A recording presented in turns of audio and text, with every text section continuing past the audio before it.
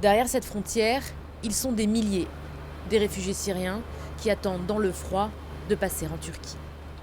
Seules quelques organisations humanitaires turques peuvent entrer dans cette zone tampon. Des tentes, des couvertures et de la nourriture y sont acheminées. Mais beaucoup craignent une catastrophe humanitaire. Le directeur syrien du poste frontière lance un cri d'alarme. Les gens dorment sur des trottoirs, dans la rue ou sous des oliviers. La situation est terrible, c'est impossible de résister. Ils tombent malades, ils ont faim et très froid, et rien n'est fait. Ces réfugiés, comme Ahmad, fuient la ville d'Alep, bombardée depuis quelques jours par l'armée russe et les forces de Bachar el-Assad. Ce jeune combattant de l'armée syrienne libre a réussi à rentrer de manière illégale en Turquie il y a 4 jours. Il décrit Alep comme un enfer. Les civils fuient Alep, mais le régime et l'aviation russe ne les laissent pas partir. Et ils bombardent ceux qui s'en vont. C'est terrible. J'ai vu mourir 25 personnes sous mes yeux, des civils.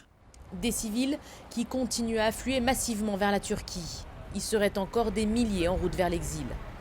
Difficile de dire pour le moment quand rouvrira cette frontière. Le président turc Recep Tayyip Erdogan l'a pourtant rappelé hier, la Turquie restera fidèle à sa politique d'ouverture des frontières aux réfugiés.